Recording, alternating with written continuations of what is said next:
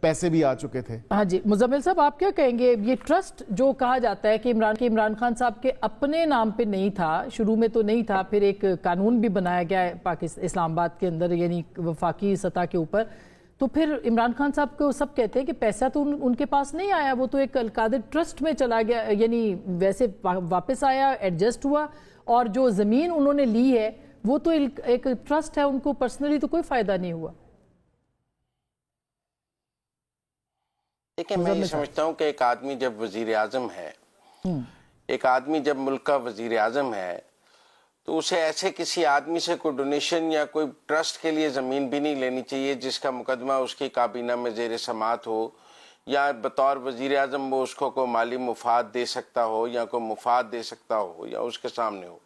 میرے خیال میں بطور وزیر اعظم ان کا ٹرسٹ کے لیے زمین لینا ہی غلط ہے، اور کیونکہ وہ ایک ایسی پوزیشن پر ہیں کہ انہوں نے فیصلے کرنے ہیں، اور وہ کسی ایک بندے سے 458 کنال جگہ لیں اور چاہے ٹرسٹ کے نام پر لیں. دیکھیں پاکستان اس طرح تو آپ کہیں گے کل کو کوئی بھی ٹرسٹ کے نام پر رشوت کی جگہ زمین لے لے تو وہ جائز ہو جائے گی.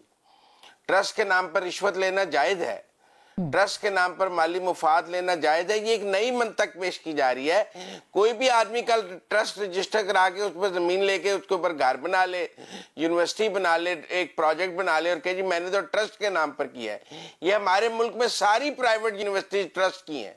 یہ جو اربوں روپے کے پروفٹ میں ہمارا پرائیویٹ بزنس چل رہا ہے یونیورسٹیز کا، یہ سارا ٹرسٹ کے نام پر ہی چل رہا ہے.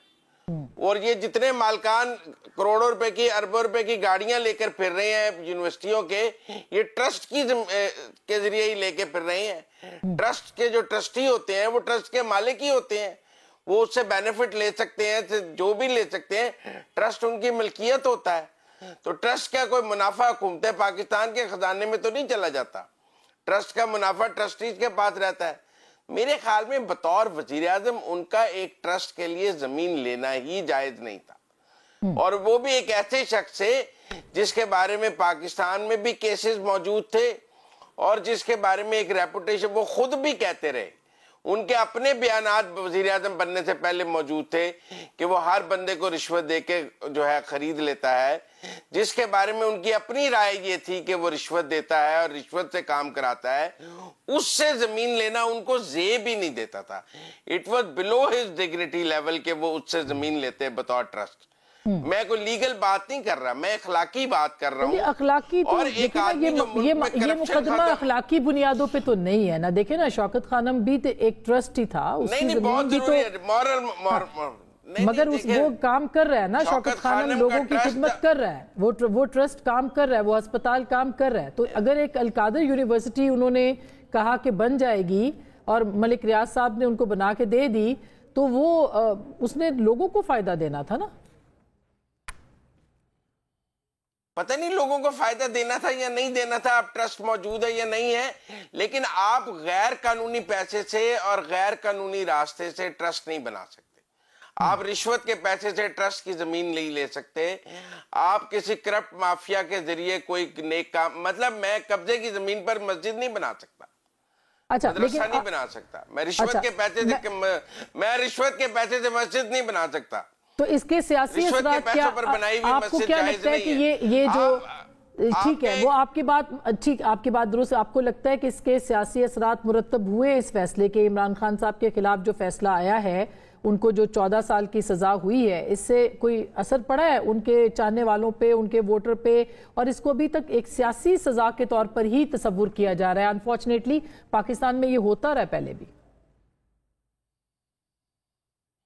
دیکھیں ہم دو مقدمات کے دو جگہ ہوتی ہیں، ایک تو مقدمہ قانون کی عدالت میں لڑا جاتا ہے اور ایک مقدمہ پھر عوام کی عدالت میں آ جاتا ہے قانون کی عدالت سے. عمران خان صاحب کو قانون کی عدالت سے تو 14 سال سزا ہوئی، لیکن سوال یہ ہے کہ سزا ہونے کے 72 گھنٹے بعد پاکستان میں کہیں احتجاج ہوا، کہیں دو لوگ نکلے اور انہوں نے یہ پلیٹ کارڈ اٹھایا ہوا تھا کہ یہ سزا غلط ہے، کہیں کسی نے کوئی سڑک بند کی، کہیں کوئی مظاہرہ ہوا. ایک صوبے میں ان کی حکومت ہے، ہم کہتے ہیں جی پنجاب میں احتجاج کرنے کی اجازت نہیں ہے، مریم نواز بہت ظالم ہے. کے پی میں کوئی احتجاج ہوا ہے؟ لوگ پشاور میں نکلے ہیں کہ ہمارے لیڈر کو غلط سزا ہوئی ہے، لوگ مردان میں نکلے ہیں، لوگ ایبٹ آباد میں نکلے ہیں، لوگ سوات میں نکلے ہیں کہ ہمارے لیڈر کو غلط سزا ہوئی ہے۔ حالانکہ ہم نے یہ دیکھا ہے کہ جب اتنے بڑے لیڈر کو سزا ہوتی ہے تو اس کا عوامی رد عمل ضرور نظر آتا ہے، لیکن اس بار تو عوامی رد عمل نہیں نظر آیا۔ تو کیا میں اس کو سزا کی عوامی قبولیت کہوں کہ عوام نے بھی سزا کو قبول کر لیا ہے؟